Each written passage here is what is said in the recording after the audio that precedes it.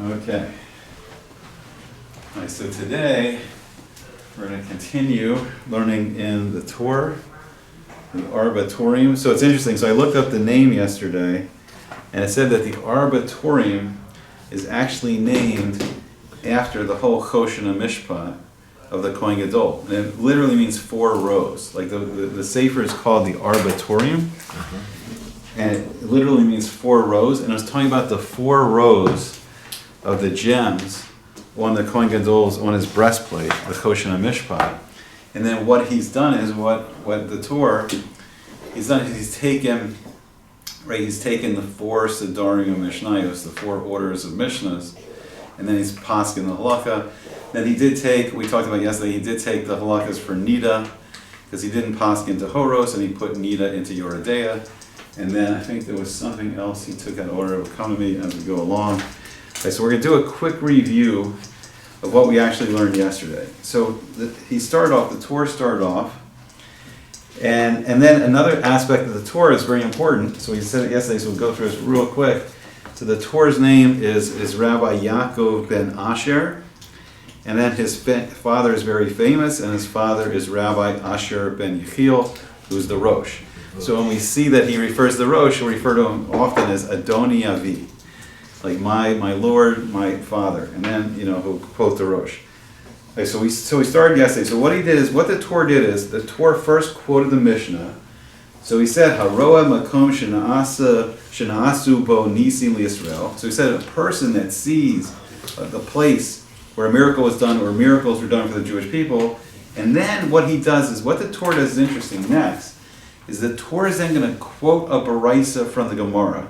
And he's going to give us every example of the nisim, of the miracles listed in the Brisa. So he's going to go, for example, Ma'abros Hayam, like the place where we crossed the splitting of the Red Sea. Ma'abros Hayarden, when we crossed the miraculous splitting of like the Jordan River. Ma'abros Nachale Arnon, the canyons, the canyons of the Arnon came together and killed the Emerim when they were trying to attack the Jewish people. The Avnei Al-Gavish, the miraculous hailstones. So the Midrashim say a third of the hailstones was used in the plague of Barad, of hail in Egypt. 1/3 was used in the days of Yeshua ben Nun during this battle, during this war, in a place called Beis Choron. And then 1/3, the Midrash says, is being saved for the war of Gog and Magog. So in the days of Mashiach, Bezrat Hashem, we'll see soon maybe, that these miraculous hailstones. Then he talks about the Evan, there's the Og, Melech of Bashan, Og, the giant, the king of the Bashan, and he wanted to throw this massive stone on the Jewish people. And then there's the Gemara explains in the Agadah that I think it was the ants came, and the ants made a hole in the top of the stone, and the stone fell through like over his head onto his neck. And I think then Hashem made his teeth grow longer, so then the stone was just stuck. And he couldn't lift up the stone anymore. The stone, like the ants made a hole, the stone falls. Now his head's like through the stone. His teeth get long. Now his teeth are stuck on the stone, and I don't know. So and then I think Moshe, kills Og. Right, so then somewhere is that stone. Somewhere is that miraculous stone. Then the next miracle he lists is very interesting. The stone that Moshe sat on the stone during the whole war against Amalek. And we talked about yesterday the miracle when Moshe, Rabbeinu, and Moses would hold up his hands. The Jewish people would be more attached and realize like the whole battle against Amalek was coming from Hashem. And then when Moshe would lower his hands, like then we became more rooted in the physical world, and we were more, we're losing the war. And so there's a secret there of like to win the war against Amalek, and it's also it's a philosophical war. Not only is it the spiritual war, but there's a philosophical war that's been going on for thousands of years. Amalek's trying to get people to see the world through the lens of Suffolk and Mikra. They want people to see that, doubt the truth, question the truth, Kanas V'Sham. They get people to see that everything's random, everything just happened. We see it like all time and time again in the philosophies of the Western world. The world just randomly came together, even though it's like, upon study, any scientific study shows like the miraculous nature, the complexity of the creation of the universe. the Amalek wants us to see the world just as mikra, it's just chance, it just all happened.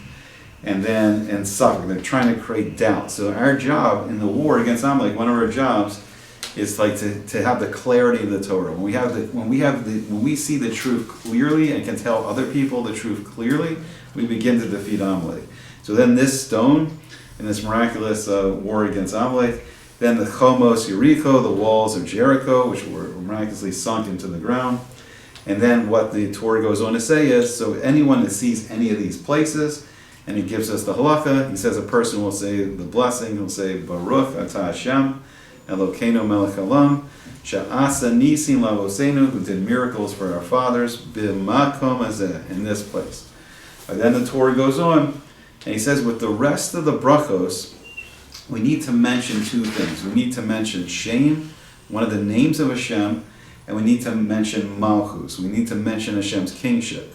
So in the normal form of the bracha, we'll say Baruch Atah Hashem. Hashem, we're mentioning, the name of Hashem, and then we'll say Melech Haolam, Elokeinu Melech Haolam, our God who's King in the universe. King in the universe is the Malchus, saying that Hashem rules over the whole universe, everything that He's created. Right, so then, why he said this? And he says V'chein Kesaf HaRambam. Now the Torah is going to teach us something very, very interesting here. He's going to say that the Rambam brings this teaching from Rebbe Zera, from the Yerushalmi, from Masechta Brachos in the Yerushalmi, the Jerusalem Talmud. And what the Torah is teaching us is, why did Rambam bring this? So Rambam specifically brings this in his halakha, and this is very interesting, to teach us that he disagrees. This is to exclude liafuke medivrei harayvit. So Rambam specifically stating the form of a bracha to say that he doesn't agree with what the Ravid said. What the Ravid said on the Rif. So what the Ravid said is, the Ravid said, Shekasav she'ein saricho shem malchus. So the whole machlokus of the Ravid is the Ravid held that on certain brachas, on certain blessings, that we are not fixed to say every day. So he brought a couple examples. So for instance, when we do Birkas HaShachar, when we do the blessings, that we say every day, so the Ravid would agree in that kind of blessing, yes, you do Shem and Malchus. But he disagrees in a couple areas, which is interesting. He says when someone has a zimun, it's not necessarily that a person's going to eat with 3 people every meal every day is not fixed.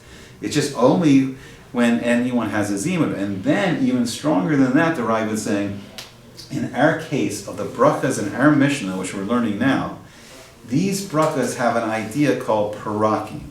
They have an idea that every 30 days, like you can say the bracha again, but you have to wait 30 days. So something like that, that's not fixed every day, that you can't say it every day, you can only say it every 30 days, a bracha like that doesn't name Shem and Malchus according to the Ravid, but the Rambam disagrees with him, and that's why the Rambam in his halakha restates the teaching of Rebbe Zera that all brachas, it's interesting, the Rambam uses the language that all brachas, b'chol ha-brachos, all brachos need Shem and Malchus, every different type of bracha.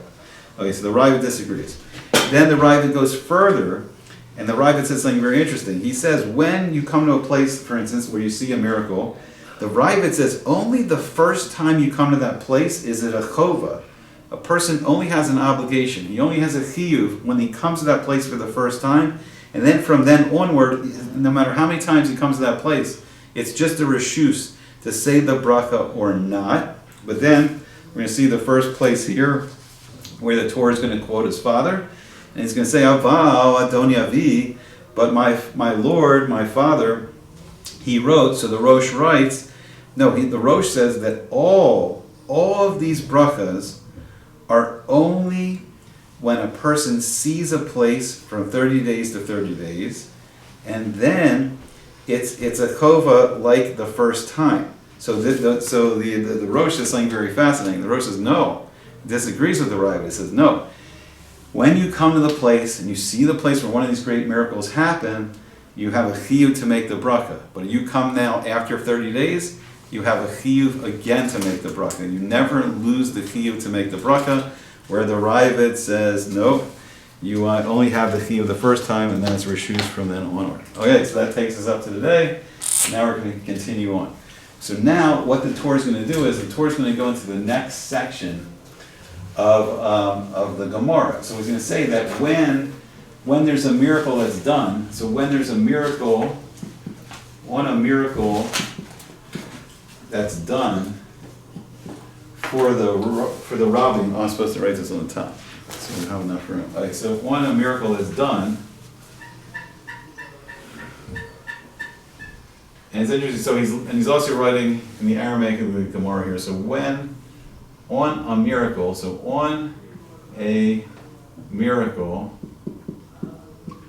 that's done, so the askina, the anisa, a miracle done to robbing, and this is the big word that we've been working on. So does the robbing, does it mean all the Jewish people, or does it mean a rov, or does it mean most of the Jewish people? And that's what we've been trying to determine now. So what does robbing actually mean? So if it's a robbing, so it's either going to be all for the majority of the Jewish people, then kuliyama, then it literally means all the world. We can define it as everyone everyone needs to make a bracha. So when we come to a place where a miracle was done for the robbing, everyone needs to make a bracha. So then he says, Anisa diyaki, but on a miracle diyaki, done for one person. So just done for one person, right? Then he, the person the miracle was done for, only he himself, it's not great English there, but only needs to make the bracha. So only the person the miracle was done for needs to do the bracha, and then everyone else, if they see the place where the miracle happened for the one person, they don't need to make a bracha. All right, so let's see now where he goes on. So now what the Torah is going to do is, he's going to tell us that this idea, because we didn't see this idea we first saw was brought in by the Rif. We didn't see this idea in the Gemara. The Gemara simply said, or at least the Gemara Bavli simply said that if a miracle is done for the Rabbi, for everyone needs to do the bracha. And the Gemara said if the miracle is done for the Yachid, he said we don't need to do the bracha. So there could be a way to read that, like, if no one needs to make a bracha. If a miracle is done with one person, no one makes a bracha. But then he's going to tell us, he's going to say, Rav Alfasi, the Rif. He's going to say the Rif, and he's going to tell us where. He's going to give us nice marmakomos here, a place to find it. So he's going to tell us it's in Berachos. This is the editor here. Men Berachos on Daf Men Gimel, 143 Amud Aleph. So it's 43a in Berachos, if we want to look it up. And then he's going to say this version, this is the version, or he says, the Rif says, that on the miracle of one person,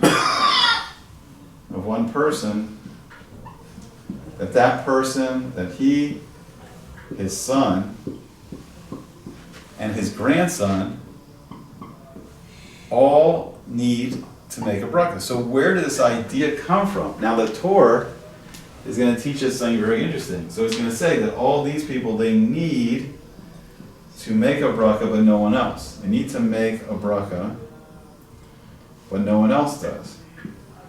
And he's going to say, so says Rav Chaigon. So these are the places where this idea came from. So probably the first one who's brought this in was Rav Chaigon. And then we saw it in the Rif. Now, the Torah here is going to give us an explanation of what's going on, because we haven't really understood why is it saying this. Why is it, okay, we understand that a great miracle happened for one person. We understand why he has to do that. So he's going to say, so there's Yesh Mefarshim, those that explain. So there is those that explain. There's different Mefarshim, different commentators. And what do they explain? So they give us a reason for this. They say, according, lefi girsasam, according to what they're saying. It could be like what they're saying, or it could like the version of this idea, the version of the text. So lav dafka. Now we're going to see this expression a lot. Does anyone know what's lav dafka? What does it mean? Anybody? Lav dafka? So it means not exactly, right? Lav dafka is not exactly that case. So we're going to see, when we see a lav dafka, it has a very specific function. A lav dafka is telling us that we may see a certain case, and the case is a prat. The case is just going to be the specific case. The lav dafka in this case, what it's telling us is no, there's a klal. This case of just the person that the miracle happened for, his son and his grandson, that's one specific case, but there's going to be a general rule. There's going to be a klal here. So he's going to say ben beno. He's going to say it's not exactly just his, his grandson, right? Not just his grandson. Rather, and so huadin, so he said rather the halacha is also nami, also kol, so everyone Yotzi Yeriko, that everyone that goes out from his spies, but means any one of his children or his descendants. So any one of his children or descendants are chayav to make the bracha where the miracle happened. So it's teaching us something very interesting here. So we talked about that it could be that we have the theory that maybe this is the case, but what he's saying is, why is everyone chayav in making the bracha? Because if that man had died, if that man wasn't miraculously saved, there would be no children. There would be no generations and generations that were born from this man that was miraculously saved. So everyone has like a karsatov. Everyone has a reason now to be thankful that a miracle happened for this one person. So even if a miracle just happens for one person, everyone in that person's family, when they come to that spot and they see the place, at least every 30 days, they have an obligation to say this bracha. So they're going to bless, so they're going to make the blessing. And then, he doesn't write it out, but it's Baruch atah Hashem Elokeinu melech haolam she'asa nes, that Hashem made a miracle for our Father in this place.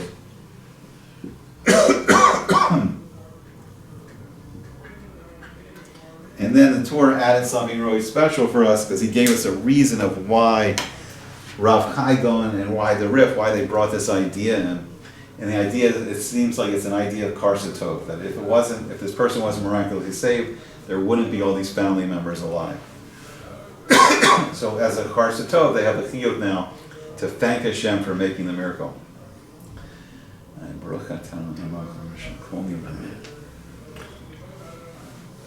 Oh, you have any questions up until now?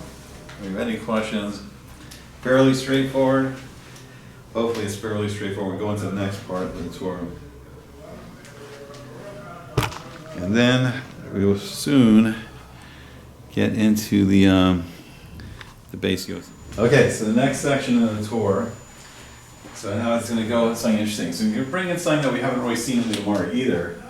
So he's going to write, he's going to say, Kasiv Adoni Avi. So he's going to call the Rosh, my Lord, my Father. And he speaks of him very respectful, and he says Harosh. So he doesn't just quote Harosh. Every time he quotes the Rosh, he always generally says Adoni Avi, which is very interesting. So he gives him his father special kavod. And he says, a person who Hashem made for him miracles. What if Hashem did more than one miracle? and he did many miracles for a person. And he comes, and the person comes to the place, and so he arrives, the person arrives in one, so El Echad, he goes to one, Meg HaMakomas, one of the places that a miracle was done for him, that a miracle was done for him. So right, so we see in the Gemara, I think it was Mar Beret Ravina. I forgot exactly, but he had two miracles done for him. There was a case where he was in the desert. He was in the desert and he had nothing to drink. And then one miracle was done for him that Hashem made like a spring miraculously appear. So he had a spring of water miraculously appear. The other time he was in the marketplace and he was attacked by a wild camel. And then Hashem was interesting. Hashem made like a crack. He made a building kind of like crack open a little bit, and the person was able to escape into the building to get away from the camel attack. So if a person has two miracles done for him, he needs. This is very interesting. He needs to mention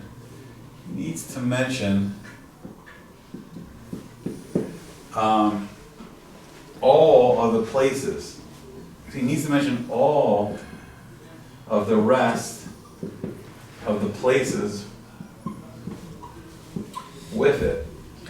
So it's interesting. So if that person, let's say the person, he goes to the marketplace where he's attacked by the wild camel. So he'll make the bracha. He'll say, Bracha ta Hashem Elokeinu melech haolam she'asa li, that you made for me, Hashem. You made for me a nace. She'asa li nace b'makom hazeh. But he'll then mention that you made for me a nace in this place, and he'll actually specify, you rescued me from the camel, and that other time you rescued me and you made a spring in the desert. So whichever place. So if he's in the place where he was miraculously saved by the camel, he'll mention that he was saved by the camel first, but then that's going to draw the other Karsa Tov and mention the other miracle that was done for him.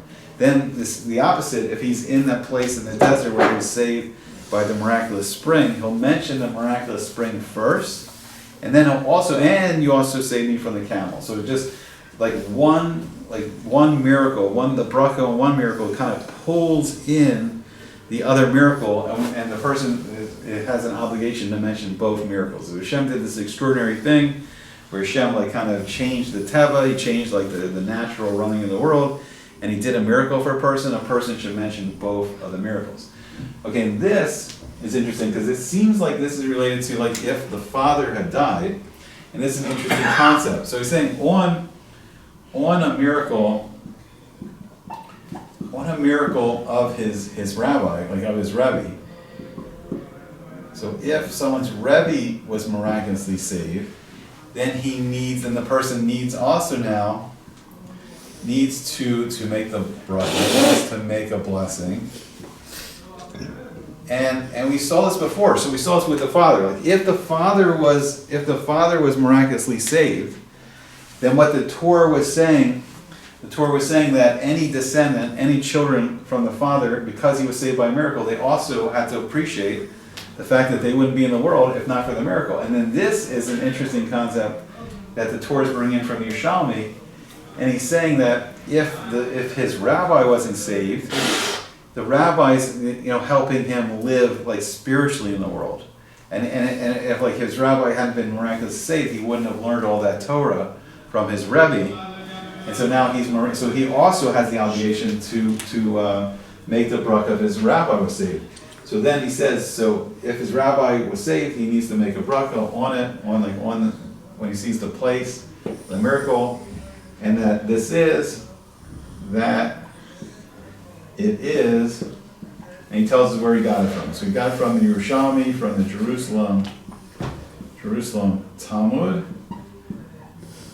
And then, I don't know if the Torah wrote it specifically or just editor's notes, but then they tell us very nicely, they say it's there In the Yerushalmi, it's Perek. That means Perek Tes, which means chapter 9. And then it's interesting. I don't know if you've had an opportunity to look in the Yerushalmi. Maybe we'll do it one day.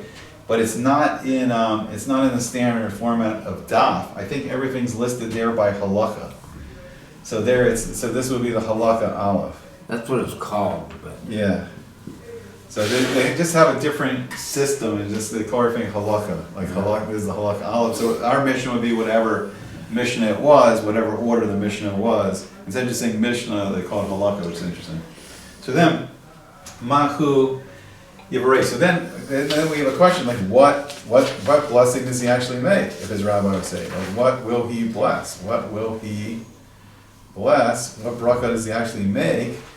And so the Torah is telling us. So a person, an Adam, a person on the miracle of his rabbi, he's going to say this. He says, if it was a Mesuya, if it was a special person. Now this is a very interesting concept. It was a special person, like Yoav ben Saruya, who was the general for David HaMelech, who was the general for King David.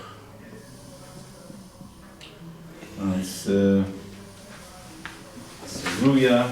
I still have to look this up. I don't know specifically which miracle it's referring to here. Saruya and his friends, and his Chavirav and his friends. And this one, and the next one I know a little better, his friends, or it was a person, and this is interesting. So a person that was possibly going to die l'shem shamayim. So shenis kadesh bo shem shamayim, like a person who dies l'shem shamayim, who dies for the sake of heaven. Person who dies l'shem shamayim, but then is miraculously saved, like, and he gives us the example here of Daniel, who was thrown into the pit of the lions with Chaverav and his friends. I think here he's referring to like Mishael, Zariah, and Hananiah, who were saved. They were also thrown in a fiery furnace like Abraham. Now, then we need to make the blessing on it. So now this gets really interesting. We said before, if it's just one person, only that person's family needs to make the blessing. But if it's a special person, like let's say for instance Daniel wasn't just he wasn't being killed because he broke the law of the king just to break the law. These people were defined. So we talked about Abraham was mentioned. Abraham with Nimrod. Abraham was standing up to the idol worship of Nimrod, and he was willing to die on behalf of the whole Jewish people. What happened with Daniel was that, I think it was when Belshazzar, he was the grandson of Nebuchadnezzar, when he became king, they were kind of switching over their Avodah Zarah. They were going to a new form of Avodah Zarah. They had to clear out the old Avodah Zarah. So they said no one prays for 30 days. All the Avodah Zarah, all the idol worship is done for 30 days. But Daniel continued to pray 3 times a day to Jerusalem. He was praying, that the Jewish people would be brought out of the Gullus, out of the exile. So he was praying on behalf of the whole Jewish people, and he was going to be killed for that. He was going to be killed for just doing tefillah, just praying to Hashem every day. And so in a sense he was doing it for the whole Jewish people, for the needs of the whole Jewish people. So then if it's a special person that Hashem does a miracle for, then all the Jewish people are now obligated. It's not just like a normal yachid, it's now someone's elevated, like doing the whole Jewish people. Does anybody have any questions on any of this? So when he quotes on the first page the Rosh, he just kind of quotes his father and it goes on. He doesn't agree, he doesn't disagree, he doesn't. So why does he bring the den if everybody already read that in the Rosh? Why is he bringing down? Okay, so He doesn't bring down everything his father says. what he's doing is, it's not as distilled yet. It's not as distilled yet as what it's going to be in the Shulchan Aruch, where Rabbi Yosef Karo is just going to go, bam, halakha, halakha, halakha, halakha, halakha. He is in a sense poskening. Uh-huh. But what he's doing is he's like including certain things, he's not including certain things. Mm-hmm.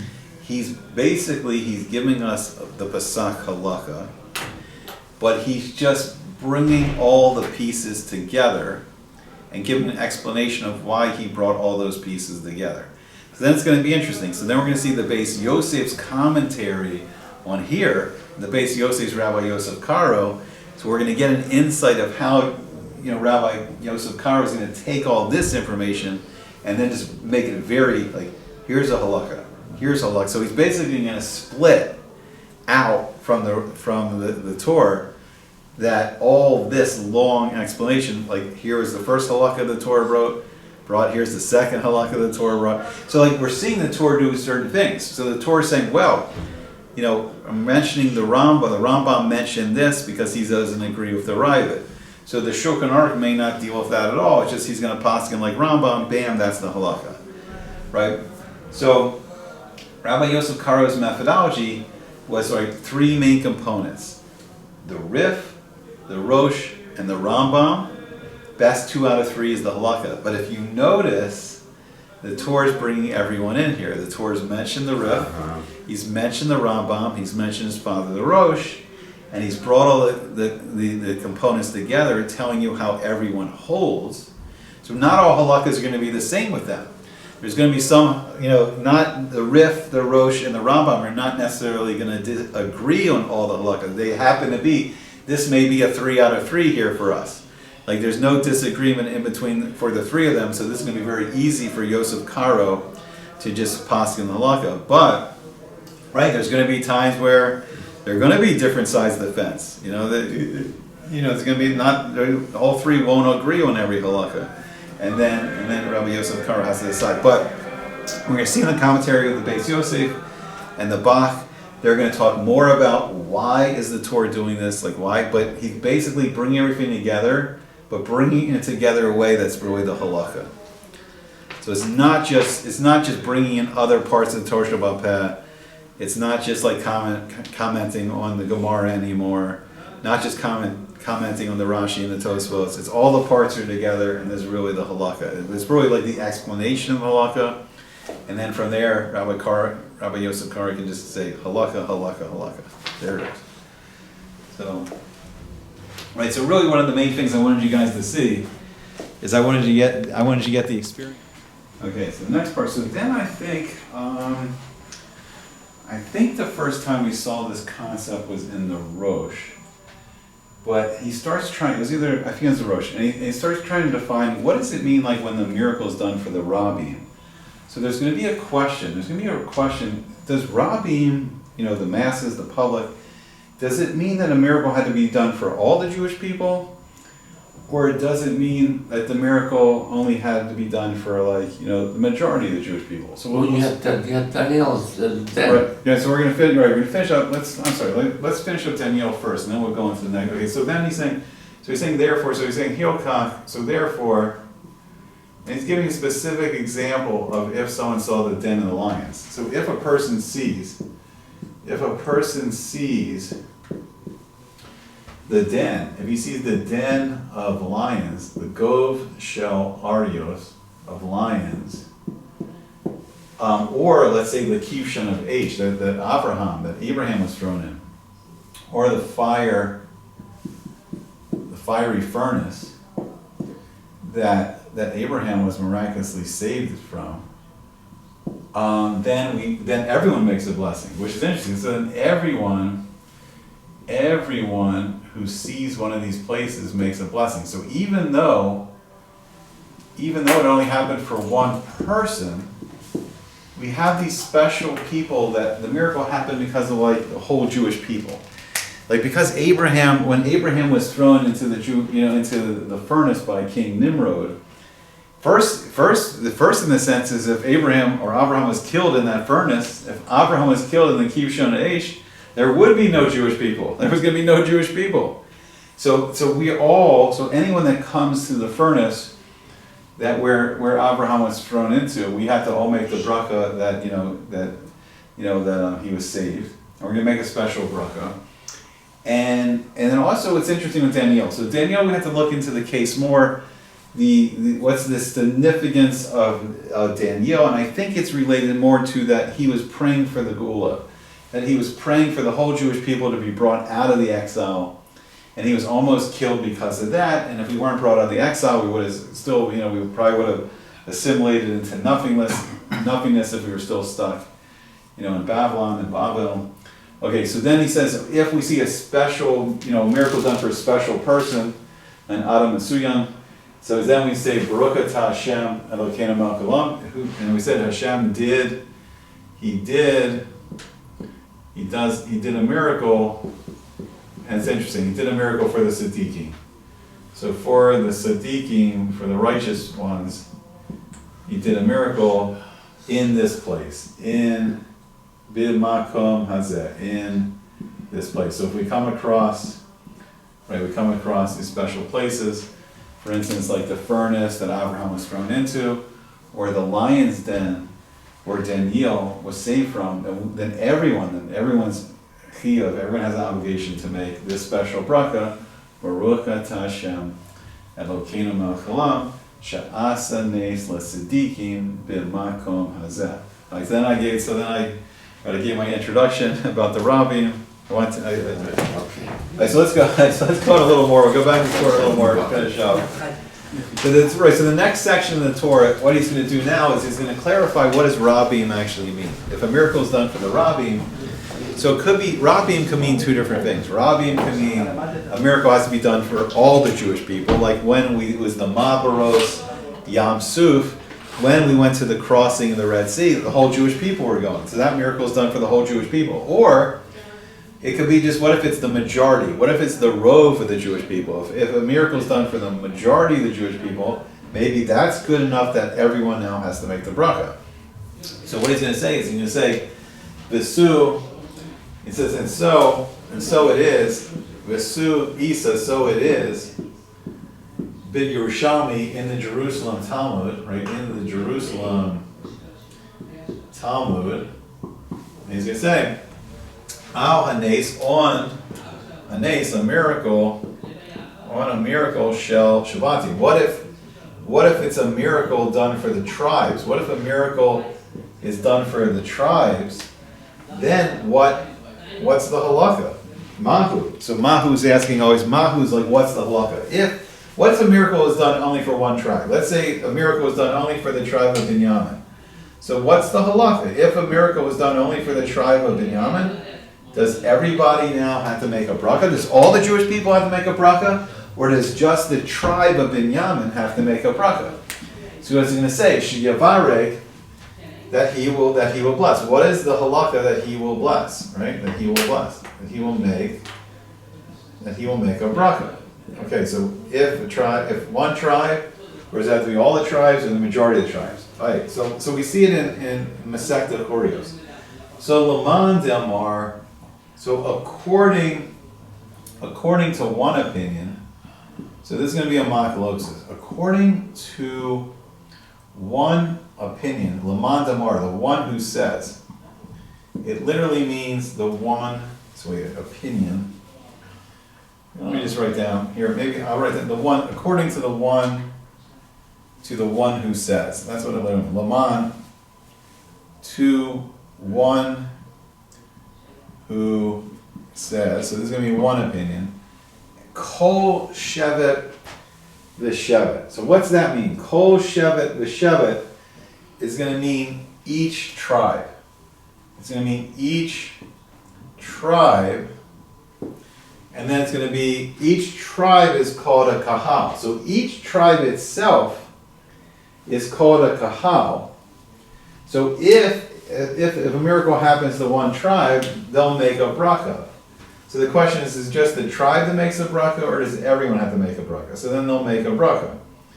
So if a miracle happens to Shevet Binyamin, it seems that Shevet Binyamin will make a bracha. Now, according to the other opinion, V'man De'amar, or according to the other opinion, now according to the one that, who says, according to one who says, and this is the other opinion, one who says, now he says it has to be kol hashavati.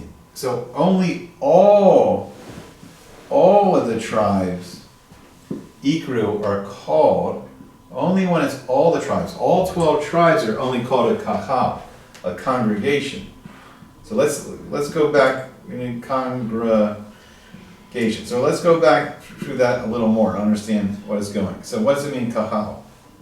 All right, let's go through one more time. According to the first opinion, the opinion of kol shevet v'shevet, that's each tribe. According to this opinion, each tribe is called a congregation. So if something happens to one of the tribes, it may be that everyone has to make the bracha on the miracle. But the other language of kol shavatim, that's only, that opinion is no, all the tribes. Only when it's all the tribes, now we're called a kakal. Now we're called the Jewish people, and then we wouldn't make a bracha. We wouldn't make a bracha unless the miracle happened to all of the tribes. So then we don't make a bracha. Okay, let me go over it one more time. It's a little. So he will bracha, he will make a bracha. It's a little confusing. Let me go through it one more time. Right. After what? Right. So what it means? So it means if the opinion that just one tribe is called a kahal. So according to this first opinion, if a miracle happens to even one tribe, all the Jewish people then make a bracha on the miracle that happened to that tribe, because just one tribe is called a kahal. But the other opinion is no. Only when you have all kol hashavatim, only when you have all the tribes, then now it's called ikru kahal. We're only the congregation Yisrael. We're only the congregation of Israel when we have all the tribes. So if a miracle didn't happen for all the tribes, then we don't make a bracha. And this is the peluta, right? This is the argument. This is the machlokas. So this is the argument or the machlokas, and it is and we can find it in Masechta Horios, right? So it's in the Gemara in Horios. What? I'm just writing that yet. Let me write it in English. In Masechta Horios. So we'll take a look at that a little more. Horios. And then it tells us it's on page 5. So it's Hey, Amud Aleph, so it'll be on 5a. In the Gemara of Horios. And there, right, so there, what I was talking about was the case.